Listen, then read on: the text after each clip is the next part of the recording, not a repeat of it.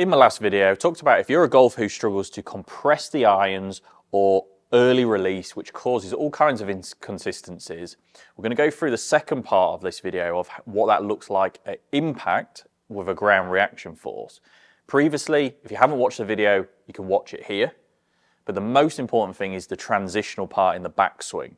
Without that part, we're going to struggle to get into the lead side. But once we have got that backswing and that transition moving better, now we need to learn, okay, what happens at impact with the lead side. So we're specifically going to talk about the lead hip, the lead leg, the lead side of the upper body, and predominantly this lead shoulder, how that is working to create more of this compression type image that we see with a lot of the best ball strikers in the world.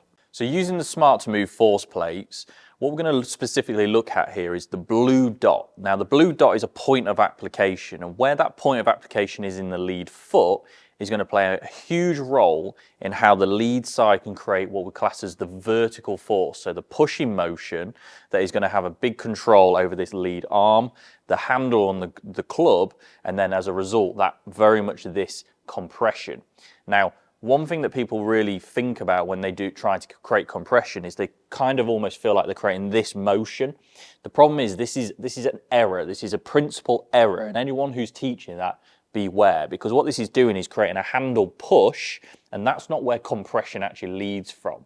Compression is very much the ability for the club head to be not releasing early and the lead side to be creating some form of vertical push out the ground with the lead hip, the lead side of this rib cage, and this lead shoulder. So if I kind of do this motion, just in a very simple manner, we can actually see I could easily create some compression. There's no form of early release because that would be happening like this.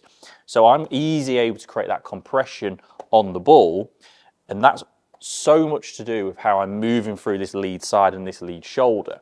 Now, when we go back to that point of application, if I'm pushing through the ball of the lead toe, so that big toe, okay, so this kind of position here, that is, if we're creating the push in that direction, in that position, that is going to engage the hip extensors, so this posterior chain that's going to create this motion.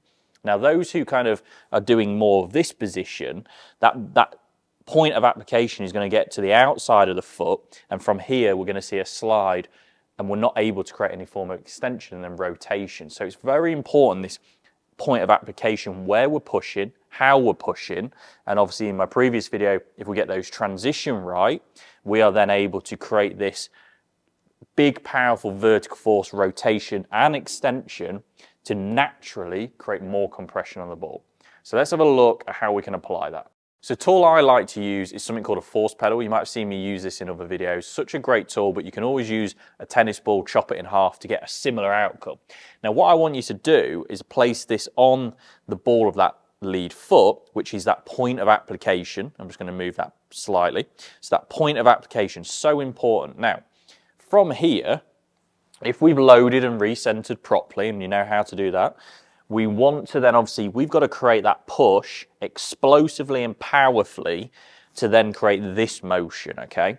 Now, what I like to do with just the lead arm only, and it'll get that feel as I was showing earlier, is as we go back, can we create that push? Because if we do, we're not going to hit the ground, or we're not going to fat the ground early. You can still get that, see how I'm skimming the ground, so my low point is actually staying in control, and that's happening because of the lead side vertical force and lead shoulder. Now, if I did the same again and didn't drive out, you see how this club is just going to slam into the ground very hard and uncomfortably.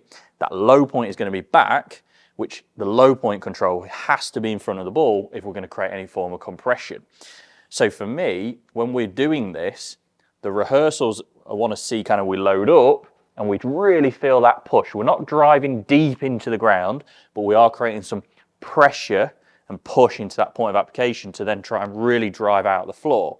So if I do this in slow motion, push and turn. Okay, and we can see there I'm fully extended into my lead side through the impact. Now for a lot of you, a good feel that I like to teach people is the feeling of like you're trying to actually get taller, and you're trying to almost get the club away from the ground. So you're essentially going to go, if I'm going to get taller and stand up a little bit, I'm going to get up and out the ground. Now, we know that obviously golfers who stand up through the ball is a bad thing, and obviously that early extension. So when we say try and stand up through the ball, naturally people can get a bit scared of that. But what it's worth understanding is, where does early extension come from? It certainly doesn't come from pushing vertically out the ground in the right way. And if you want to understand that early extension a little bit more, I've done a video on that here, which is definitely worth watching. So if I just take the feel of, I'm going to stand tall from there, and I'm going to try and make sure I get the club head away from the ground. So there, get tall, away from the ground. You see how upright and tall I am? And then I'm going to apply that. Same feel, commit to it. And you can see there, the strike is strong. We're getting plenty of compression. And for an A time, we're getting plenty of distance and carry. So that as a feel is not obviously necessarily what's happening. I'm not actually standing up, but I am creating that vertical, and we're getting that low point forward, and we're not getting the club digging. And most importantly, we're not getting the handle driving, which again, we see too many golfers trying to create that position to create more compression on the ball, which is again, a really bad idea, and I would advise against it. So one more, just gonna really feel that push, allow ourselves to get tall, allow ourselves to get the club from the ground. Give this a try. Let me know in the comments how you get on. If you find it useful, don't forget you can check out my online golf performance app that's got loads more ground reaction forces drills that are going to help you with anything that you have a difficulty with. And alongside that, there's lots of golf fitness type exercises to get physically in a better place to be able to aid your golf swing.